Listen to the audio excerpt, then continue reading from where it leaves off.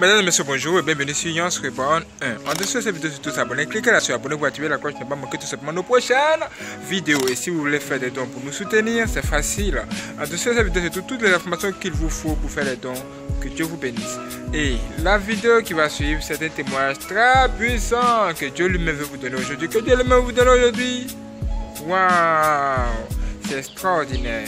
Si vous avez aimé, partagez cette vidéo à tout le monde et n'hésitez surtout pas à vous abonner et let's go.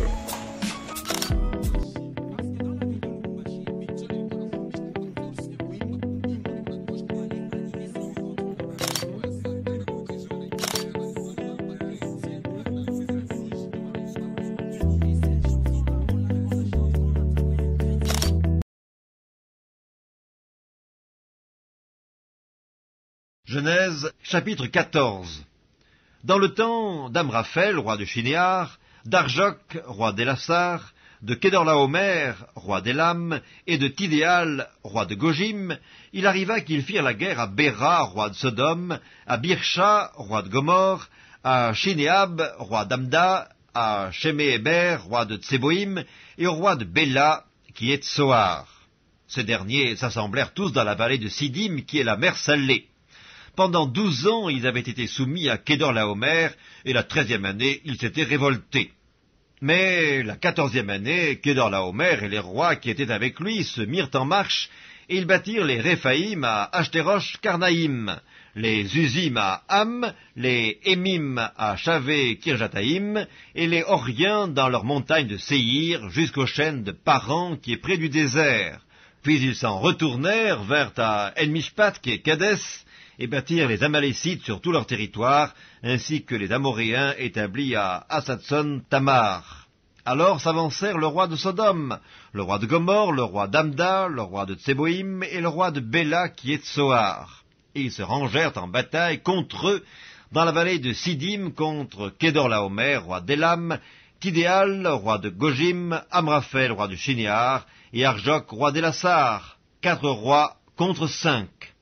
La vallée de Sidim était couverte de puits de bitume. Le roi de Sodome et celui de Gomorre prirent la fuite et y tombèrent. Le reste s'enfuit vers la montagne.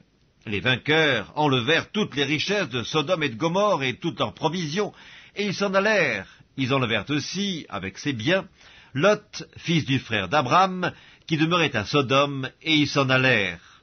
Un fuyard vint l'annoncer à Abram l'Hébreu. Celui-ci habitait parmi les chaînes de Mamré, l'Amoréen, frère d'Eshcol et frère d'Aner, qui avait fait alliance avec Abram. Dès qu'Abram eut appris que son frère avait été fait prisonnier, il arma 318 de ses plus braves serviteurs nés dans sa maison, et il poursuivit les rois jusqu'à Dan. Il divisa sa troupe pour les attaquer de nuit, lui et ses serviteurs. Il les battit et les poursuivit jusqu'à Shoba, qui est à la gauche de Damas. Il ramena toutes les richesses. Il ramena aussi Lot, son frère, avec ses biens, ainsi que les femmes et le peuple. Après qu'Abram fut revenu vainqueur de Kedorlaomer et des rois qui étaient avec lui, le roi de Sodome sortit à sa rencontre dans la vallée de Chavé, qui est la vallée du roi. Melchisédek, roi de Salem, fit apporter du pain et du vin. Il était sacrificateur du Dieu Très-Haut. Il bénit Abram et dit « Béni soit Abram par le Dieu Très-Haut, maître du ciel et de la terre. Béni soit le Dieu Très-Haut qui a livré tes ennemis entre tes mains. » Et Abram lui donna la dîme de tout. Le roi de Sodome dit à Abram « Donne-moi les personnes et prends pour toi les richesses. » Abram répondit au roi de Sodome « Je lève la main vers l'Éternel, le Dieu Très-Haut, maître du ciel et de la terre.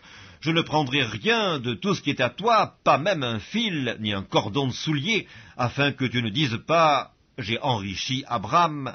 Rien pour moi, seulement ce qu'ont mangé les jeunes gens et la part des hommes qui ont marché avec moi, Aner, Eshcol et Mamré, eux, ils prendront leur part.